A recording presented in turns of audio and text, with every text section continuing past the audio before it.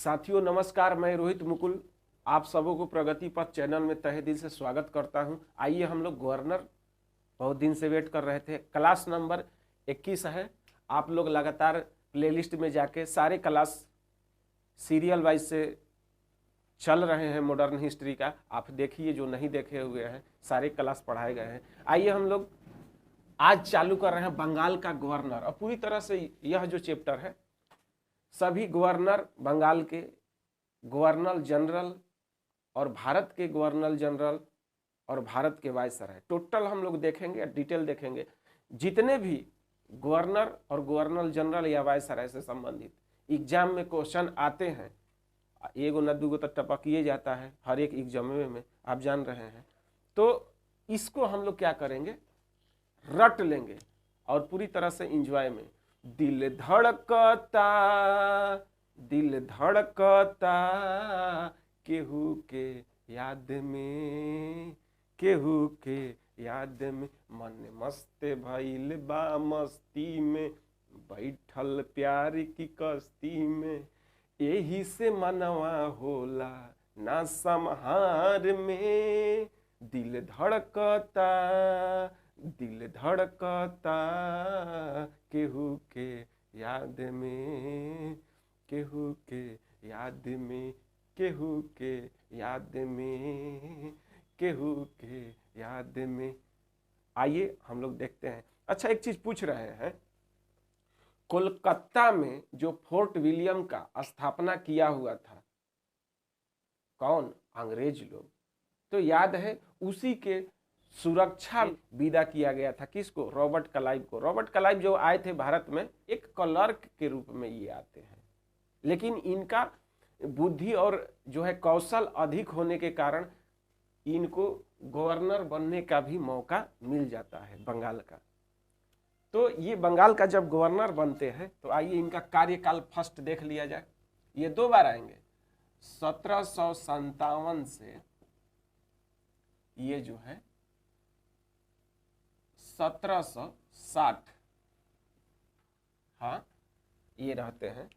आने के लिए तो पहले ही आए थे ये, लेकिन जो है बंगाल का गवर्नर का कार्यकाल देखा जाता है, क्योंकि ब्लैक होल के घटना के समय ये रॉबर्ट क्लाइव कोलकाता में आते हैं। ब्लैक होल की घटना जो होती है पटना में होती है। हालवेल नाम का एक अधिकारी रहता है और सिराजुद्दौला ने 146 लोगों को क्या करते हैं, एक ही कमरे में बंद कर देते हैं ठुसिया के, और दम घुटने के कारण 3 दिन के बाद जब निकलते हैं तो 23 आदमी जिंदा रहता है। यह एक मनगढ़ंत कहानी है, रियल नहीं है, लेकिन फिर भी कुछ राइटर ने इसे रियल मानता है। ब्लैक होल की घटना जो हुआ था आपका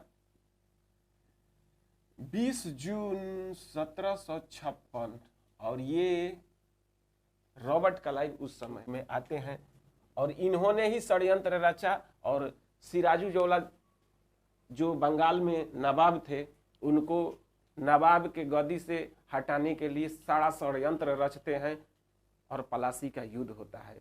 जस्ट ब्लैक होल के घटना के 1 साल बाद 23 जून, याद कीजिए 23 जून 1757 को बंगाल के पलासी में, कहा जाता है कि भागीरथी नदी के नाम से जाना जाता था उस समय, उसी नदी के किनारे यह युद्ध होता है।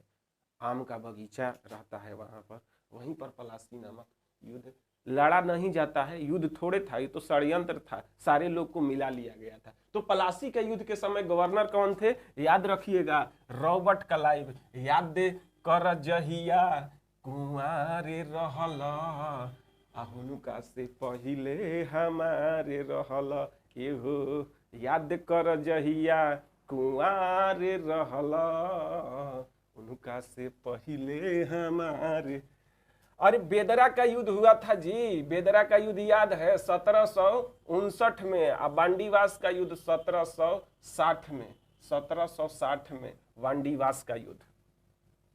तो बेदरा का युद्ध और वांडीवास का युद्ध में भी रॉबर्ट क्लाइव ही रहते हैं। याद कर, रॉबर्ट क्लाइव ने पलासी का युद्ध में जीत हासिल किया है, दूसर का बेदरा का युद्ध और तीसर का वांडीवास का युद्ध। ये तीनों में अंग्रेजों के जीत दिलाया है। इसीलिए रॉबर्ट क्लाइव को ब्रिटिश शासन का भारत में संस्थापक के रूप में जाना जाता है। ब्रिटिश शासन का भारत में संस्थापक किसे कहा जाएगा? रॉबर्ट क्लाइव को। और इसके बाद इसका तबीयतें खराब हो जाता है। 60 में 57 में आयल था, 57 से 60 तक बंगाल का प्रथम गवर्नर के रूप में इसको देखा जाता है। याद कर जहिया 1757 से 60 तक, और 60 में आएगा, कौन आएगा? ये जब तबीयत खराब होकर चला जाता है तो उप गवर्नर के रूप में कुछ दिन तक कार्यवाहक गवर्नर के रूप में काम करता है हालवेल। वही हालवेल जो ब्लैक होल के घटना में था। हालवेल गवर्नर के रूप में नहीं, उप गवर्नर के रूप में, कार्यवाहक गवर्नर के रूप में काम करता है। तुरंते आ जाता है वेंसिस्टार्ड, लॉर्ड वेंसिस्टार्ड जो आएगा 60 से 65 तक। 1760 से 65 तक वेंसिस्टार्ड जो है भारत में बंगाल का, उस समय भारत नहीं कहिएगा, बंगाल का गवर्नर के रूप में कार्य करता है। और इसके कार्यकाल के दौरान बक्सर वाला युद्ध होता है। बक्सर वाला युद्ध याद कर 22 अक्टूबर 1764, 22 अक्टूबर, 32 नहीं लिखल है, ये 22 है। हमार नैया डोला के 32 याद कर लेगा लोग। 22 अक्टूबर 1764 वेंसिस्टार्ड के कार्यकाल में बक्सर का युद्ध हुआ है।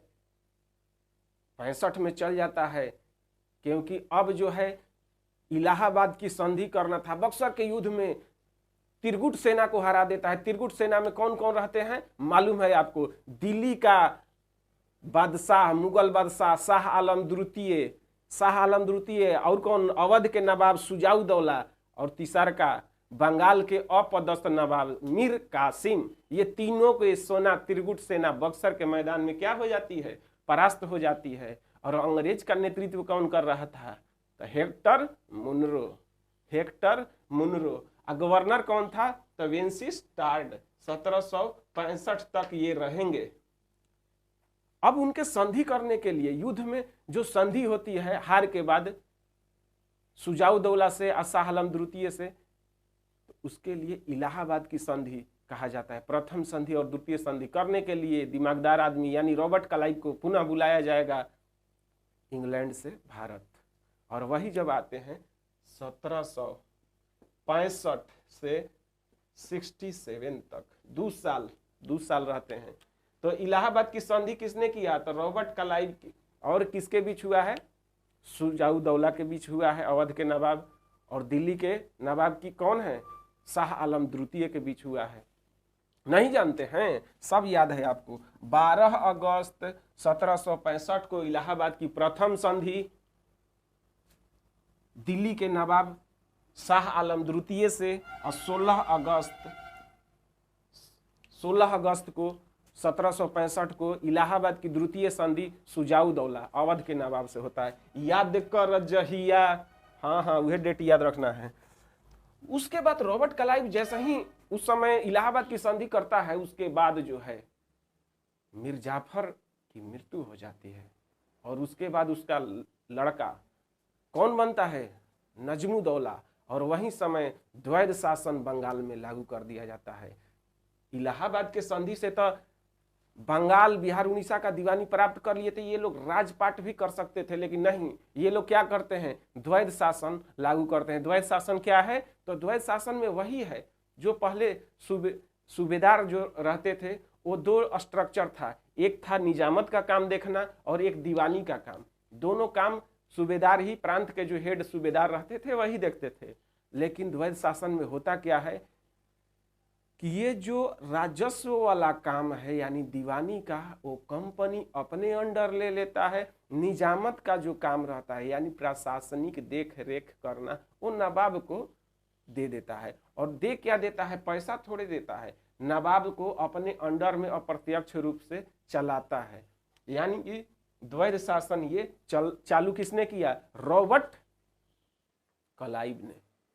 कब? दोबारा जब पुनः आता है भारत, तब बंगाल का गवर्नर बनकर पुनः आएगा तो द्वैध शासन को चालू करेगा। यही द्वैध शासन समाप्त करेगा कौन?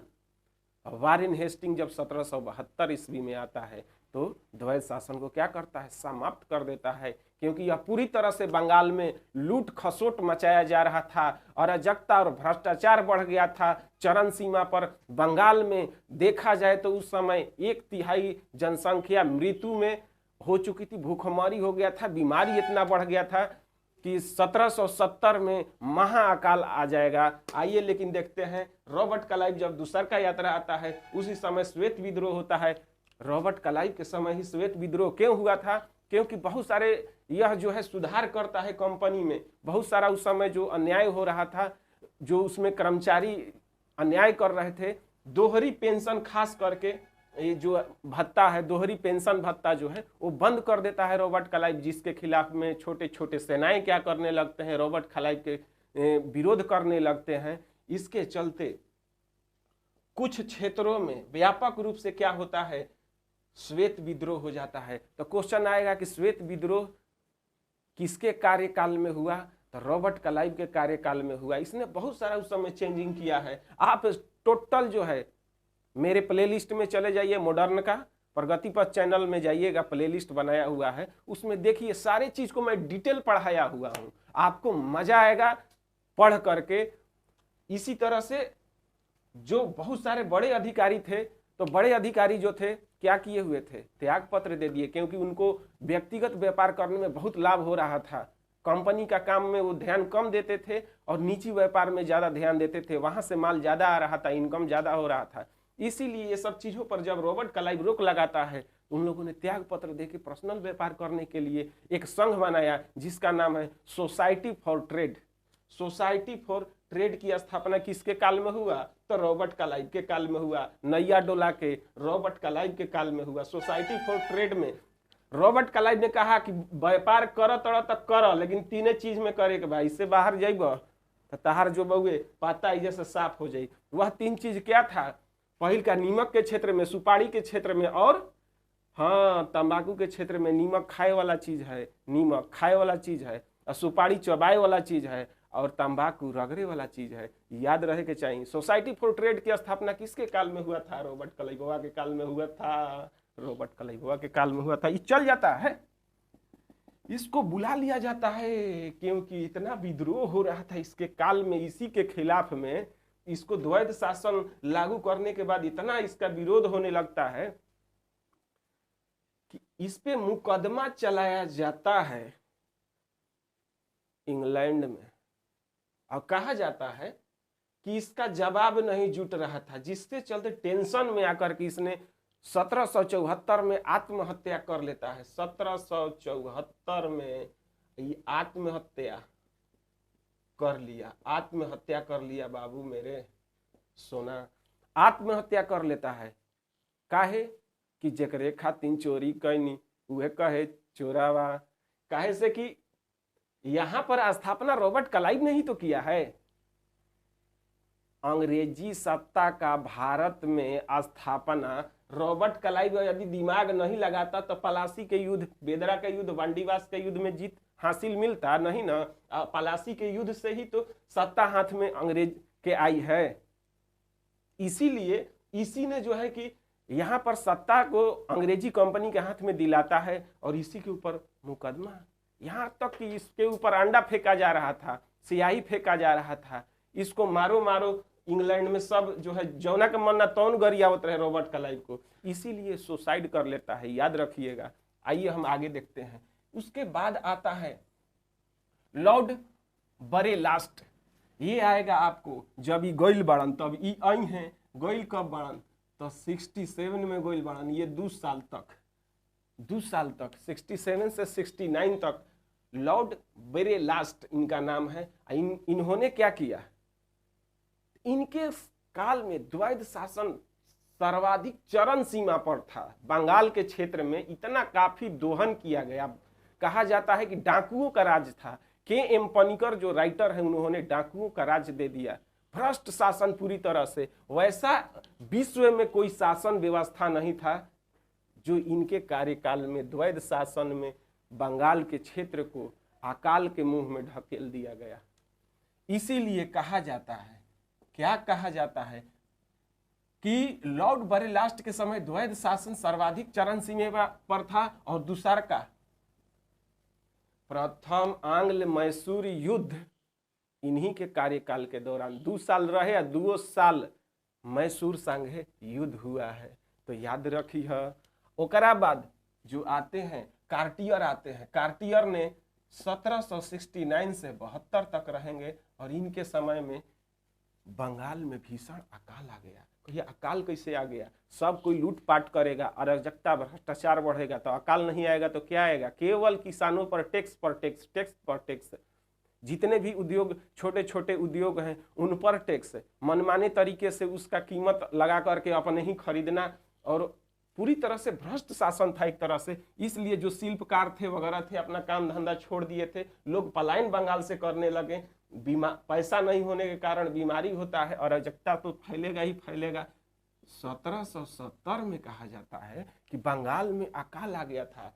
जो बंगाल जो है परिपूर्ण क्षेत्र था कृषि से, क्योंकि गंगा और ब्रह्मपुत्र की नदियों से जलोढ़ मिट्टी वहां पाई जाती है और बंगाल के मानसून वहां जाती है, भरपूर मात्रा में वर्षा भी होता है। वैसे क्षेत्र में अकाल कैसे आना चाहिए? लेकिन देखा जाए तो प्रशासनिक अगर बागडोर गलत आदमी के हाथ में आ जाएगा तो अकाल क्या, भूखमरी हो जाएगा। वही चीज यहाँ देखा जाता है।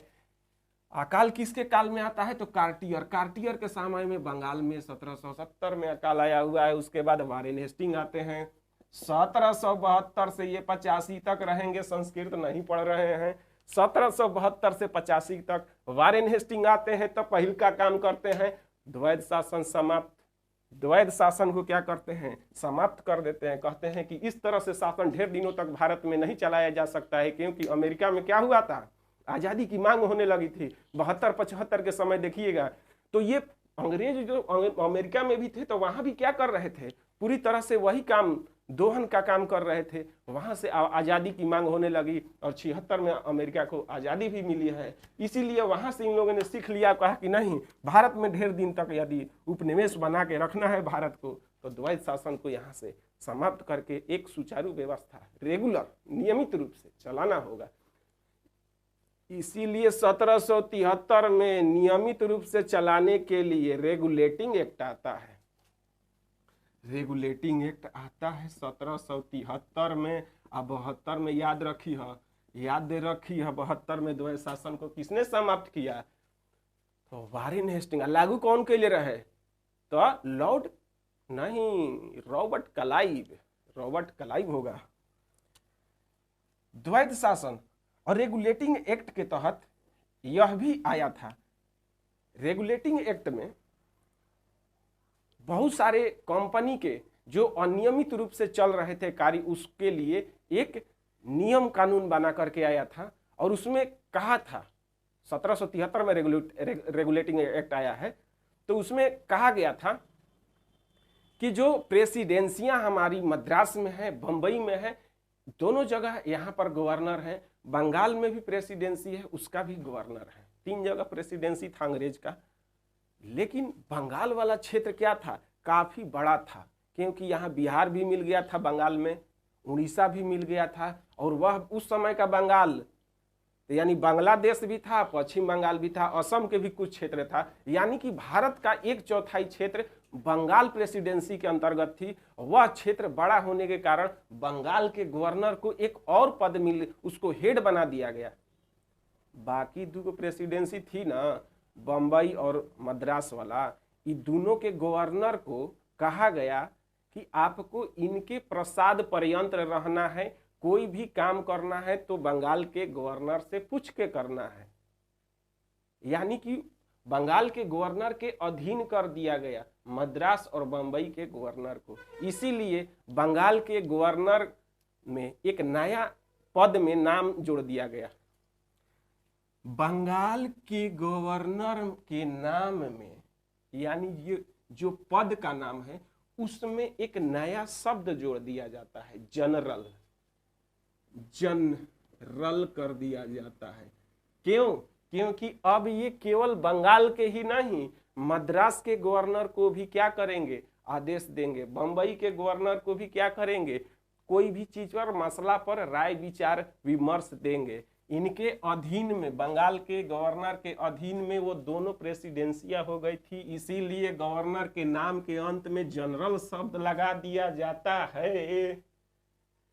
तो उसी समय रेगुलेटिंग एक्ट में ही कहा गया था, इसीलिए बंगाल का गवर्नर अंतिम कौन कहलाएंगे, तो वारेन हेस्टिंग, क्योंकि इसके बाद पद के नाम में चेंजिंग हो जाता है। बंगाल का गवर्नर जनरल प्रथम कौन कहे जाएंगे, तो वारेन हेस्टिंग, क्योंकि इन्हीं के काल में इस पद के नाम में चेंजिंग हुआ है। ओके, तो वारेन हेस्टिंग जो है बंगाल का प्रथम गवर्नर जनरल भी है और अंतिम बंगाल का गवर्नर भी है।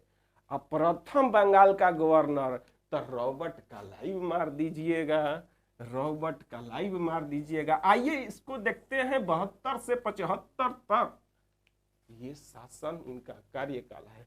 तो क्या क्या काम महत्वपूर्ण किए हैं। हाँ, रेगुलेटिंग एक्ट में देखिएगा एक और चीज आया था 1773 के रेगुलेटिंग एक्ट में कोलकाता में एक सर्वोच्च न्यायालय की स्थापना की बात कही गई थी और तुरंत तैयार भी कर दिया गया। 1774 में कोलकाता में उच्च न्यायालय, सर्वोच्च न्यायालय की स्थापना हो गया, जो कि कंपनी के और उस क्षेत्र के, कंपनी के जो क्षेत्र थे उनमें न्यायिक व्यवस्था को देखता था। उसमें प्रथम जज के रूप में नियुक्त किया गया था, सर एलिजा एम्पे को नियुक्त किया गया था।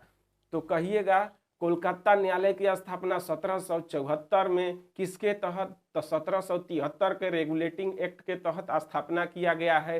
प्रथम जज तो सर एलिजा एम्पे थे, सर एलिजा एम्पे थे प्रथम जज। उसके बाद देखिएगा तो मदरसा का भी स्थापना कोलकाता में कब, 81 में हुआ है। 1781 में मदरसा की स्थापना की कौन काम खातिर, मुस्लिम धर्म की शिक्षा की प्रचार प्रसार के लिए मदरसा की स्थापना कोलकाता में किया जाता है 1781 में। और 82 में किया जाएगा संस्कृत स्कूल की स्थापना बनारस में, बनारस वही जो आपका कहा जाता है गंगा मैया वाला बनारस। हाँ, गंगा मैया वाला बनारस, जो गंगा मैया हमारे मोदी जी को भुला के ले आई हैं, वह वाला बनारस। तो संस्कृत स्कूल की स्थापना जो है कि बनारस में 1782 में किसने किया था, तो जोनाथन डंकन ने किया था। याद कीजिए 1781 में मदरसा की स्थापना कोलकाता में, क्यों, मुस्लिम धर्म के शिक्षा के लिए। 82 में जोनाथन डंकन ने बनारस में संस्कृत स्कूल की स्थापना करते हैं। 84 में एशियाटिक सोसाइटी की स्थापना सर विलियम जोन्स के द्वारा किया जाता है, सर विलियम जोन्स के द्वारा किया जाता है। एशियाटिक सोसाइटी ऑफ बंगाल की स्थापना 1784 में, 1784 में एशियाटिक सोसाइटी ऑफ बंगाल की स्थापना, रट लीजिए, आता है क्वेश्चन। और किसने किया था, सर विलियम जोन्स ने किया था। भागवत गीता सब इसी के काल में, वारेन हेस्टिंग के काल में ही भागवत गीता का अंग्रेजी में अनुवाद करने के लिए चार्ल्स विलिकिंस ये काम करते हैं। इजारीदारी जो व्यवस्था है वो वारेन हेस्टिंग के द्वारा लागू किया जाता है। इजारेदारी का था एक ठेकेदारी तरह का व्यवस्था था, जो जमींदार जो होते थे टैक्स लेने के लिए उनको दे दिया जाता है। इजारेदारी प्रथा का शुरुआत वारेन हेस्टिंग, और वही इजारेदारी व्यवस्था अस्थाई बंदोबस्त के रूप में बदल जाएगी। कब, जब कर्नवालिस आएंगे। इनके बाद कर्नवालिस आएंगे 85 से 93 तक, 1785 से 93 तक ये कर्नवालिस का काल है। आगे हम लोग देखेंगे कर्नवालिस को, क्योंकि भारत में अंग्रेजी सत्ता का वास्तविक संस्थापक कहा जाता है कर्नवालिस, याद रखिए कर्नवालिस को। आइए हम लोग अभी तो वारेन हेस्टिंग्स ही देख रहे हैं। हाँ, प्रथम आंग्ल मराठा युद्ध भी जो हुआ था इन्हीं के काल में हुआ था। कहिएगा कि प्रथम आंग्ल मराठा युद्ध 1775 से 82 तक और साल बाई की संधि हुआ था 82 में। याद आइल कि ना आइल? 1775 से 82 तक साल भाई की संधि से समाप्त। साल बाई की संधि से समाप्त हुआ था।